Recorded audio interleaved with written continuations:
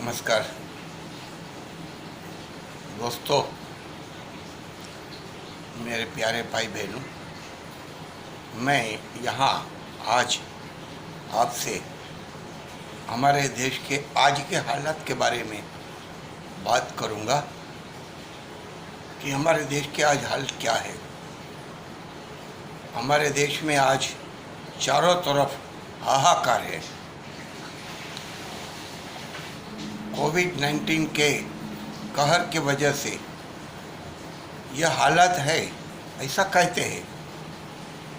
यह सच भी है, कुछ अंश पे ये बात सच भी है कि कोविड-19 आया है, इसलिए हमारा देश का यह हाल हुआ है। लेकिन ये आने का जिम्मेदारी या लाने का जिम्मेदारी हमारी सेंट्रल गवर्नमेंट यानी केंद्र सरकार की है, क्योंकि जब वुहान में, चीन के वुहान में पहला केस आया और वो हमारे देश में, उसमें से कुछ लोग आए, और तब केरल की और आंध्र और तेलंगाना की सरकारों ने ये कह दिया कि ये कोरोना की वजह से हमारे देश में महामारी फैल सकती है, तो वुहान से आने वाले लोगों को रोका जाए, उनकी इंक्वायरी की जाए, और विदेश से आने वाले लोगों को भी रोका जाए और उनकी इंक्वायरी की जाए। लेकिन हमारी यह सरकार ने इस बात की तरफ गौर नहीं किया। उन्होंने हजारों विदेशियों को ट्रंप के कार्यक्रम के लिए देश में बुलाया।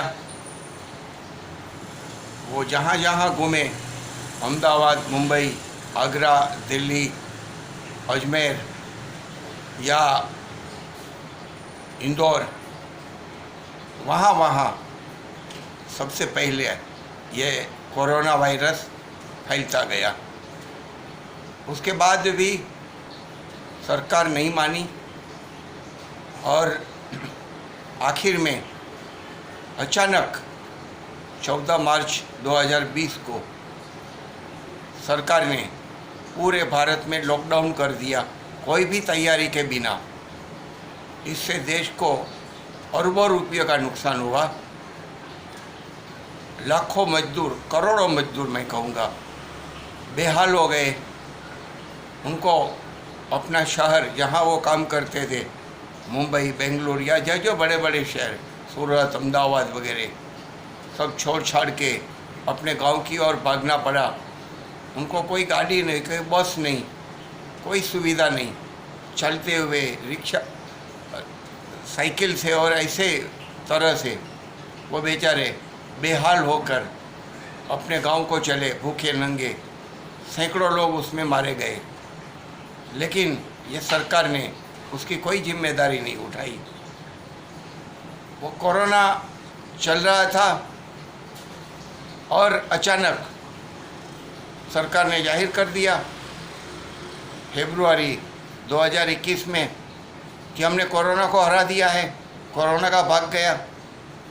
बीजेपी के हैदराबाद के अधिवेशन में ये डिक्लेयर कर दिया कि विश्व नेता, महान नेता नरेंद्र मोदी के नेतृत्व में हमारे देश ने कोरोना को हरा दिया है और अब डरने की ज़रूरत नहीं। सब निष्काळजी हो गए और बेदरकार हो गए। फिर सरकार ने देश में अलग अलग राज्यों में चुनाव कराए।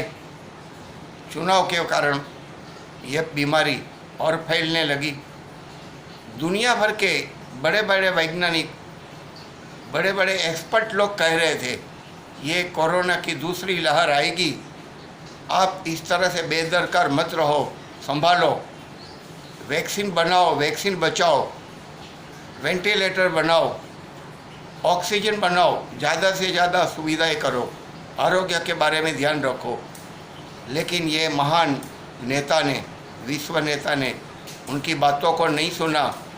उल्टा उसके मंत्री और वो खुद भी बाबा रामदेव की दवाइयाँ का डिस्क्रिप्शन बांटने लगे, इससे कोरोना भाग जाएगा।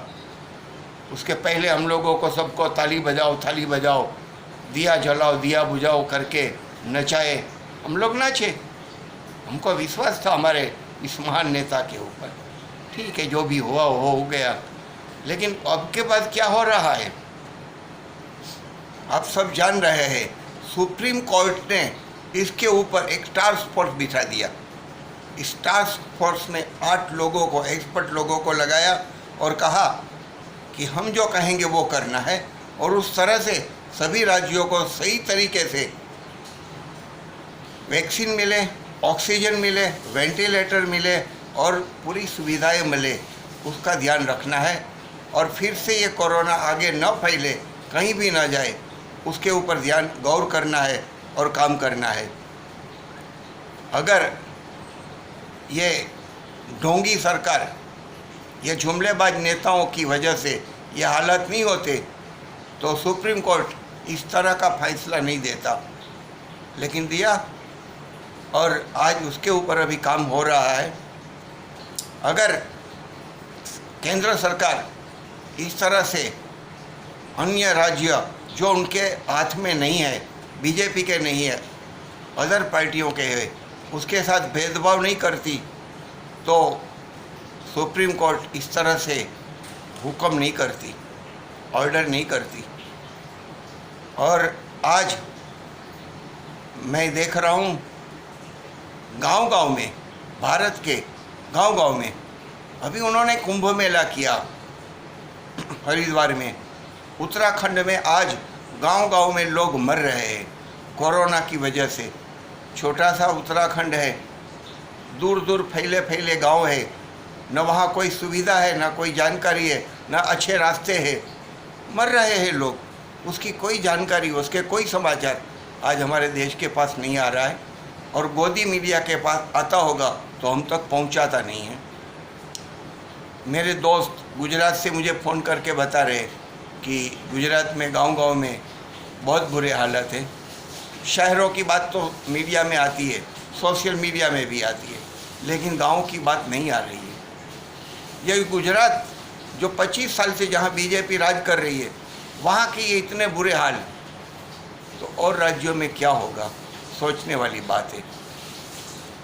सब जगह पे बहुत बुरे हालात हैं, और इस बुरे हालात में हम लोग अब सुधर जाए, समझ जाए।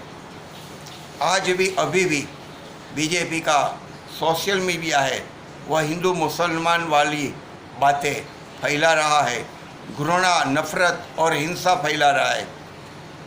बंगाल के चुनाव में उन्होंने वही काम किया था, उसी तरह से उन्होंने प्रचार किया था। कोबरा और अमका और तमका, ऐसा खतरनाक तरीके से, हिंसक रूप से उन्होंने जो प्रचार किया, उसका ये नतीजा है कि ममता दीदी जीत गई, बीजेपी हार गई, और अभी वहाँ बहुत बड़े पैमाने पर हिंसा फैली है। हिंसा का मैं कभी स्वीकार नहीं कर रहा हूँ। जो भी कर रहे हैं हिंसा फैलाने का काम, और टीएमसी के गुंडे हो, कम्युनिस्ट के गुंडे हो या बीजेपी के, लेकिन यह हिंसा बुरी चीज़ है, हिंसा से बचना चाहिए।